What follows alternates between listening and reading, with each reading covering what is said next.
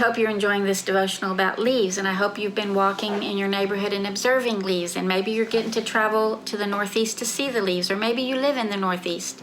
But today's devotional is called Leaves for Healing. And this is from Ezekiel 47. It says, "He led me back to the river. Fruit trees of all kinds grow on both banks of the river. Their leaves will not wither, nor will their fruit fail. Every month they will bear fruit, because the water from the sanctuary flows to them, and their fruit will serve for food, and their leaves for healing." So we've already talked about the river and having roots that run deep enable us to have green leaves, and here this description goes deeper. No withering leaves or failing fruit by the river, and the fruit will serve for food, and the leaves for healing. One commentary I read said the leaves for healing were for healing of bruises, or could we say wounds? And this is a reference to the healing in his wings when we talk about Christ and what he's done for us on the cross. He is referred to as the tree of life, and there is healing in his wings. So imagine the imagery here.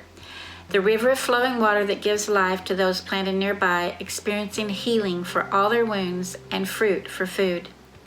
To understand this analogy, let's look over at Jeremiah 8, where it says, "I will take away their harvest, says the Lord. There will be no grapes on the vine, no figs on the tree, and their leaves will wither." So there's a contrast of pictures. One is being planted near the river deeply with luscious fruit and healing leaves, and the other is no fruit and where leaves wither. The difference between the two is how far away the planting has moved away from the river, with the river being the word of life. In Jeremiah 8, the people were clinging to deceit, practicing deceit, and all detestable conduct. They had removed themselves from the stream where the river flows. Therefore, it makes sense that the lack of water would kill the fruit and the leaves. Deceit is a big deal to God, and the further and further away from the truth that we move, the more likely we are to wither up and die. And it happens little by little. Think of children when they start to practice deceit with their parents with little lies, and where they've been until the big lies begin, and the children are as far away from the protection of their father's instruction as they can be. These leaves of healing mentioned here are mentioned again in Revelation, but we're not there yet. We're looking at what it means to stay planted by the river and drink from the flowing water and not the stagnant pools in the desert. I love the verbiage of this passage that says, "He led me back to the bank of the river." So what makes people fall away from their faith and no longer walk with God until their lives are full of deceit and all kinds of wrongdoing? Perhaps we've all fallen away at times. What makes parents abandon their children, spouses fight and quarrel, and individuals fall into self-pity? I know in my own life it's when I fail to drink from the water often, and by often I mean daily. If we're not drinking from the truth of the word, then we're grasping for whatever falls or lands in our path. So picture with me this beautiful river with trees and roots that run deep, producing fruit ripe for the picking, leaves full of healing for all sorts of ills and diseases.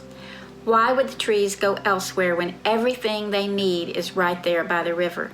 And yet, the people in the Bible moved away from the river again and again in favor of their own paths, their own gods, their own protection, until God called them and led them back to the river. We are prone to wander, and until our roots run deep, which takes lots of time of standing still and drinking, we are blown away by every storm.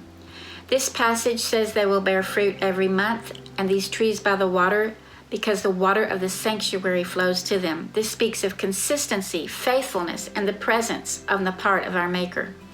When we finally get it that there's no other place to plant ourselves, no other source from which to drink, no other banks in which to sink deep, then we start producing fruit and leaves for healing. Not fruit that drops on the ground and rots, or leaves for healing our own body, but fruit that causes those nearby to reach up and take a bite, and those who are wounded to come and seek shade under the branches where they too can experience the healing from the leaves. Next time you sip a cup of hot tea, do it soon. Think about healing leaves. Whether you enjoy chamomile, green tea, a simple black tea, think about the tea leaves. Tea is prepared by pouring hot or boiling water over cured or fresh leaves, and it has to steep before it's enjoyed. Next to water, it's said to be the most widely consumed drink in the world, and it's a good drink to enjoy with a friend. He's leading us all back to the banks of the water, where the ground is wet and waiting for our toes to dig deep and our roots to grab hold so that our leaves produce healing for us and for those that we lead to drink as well.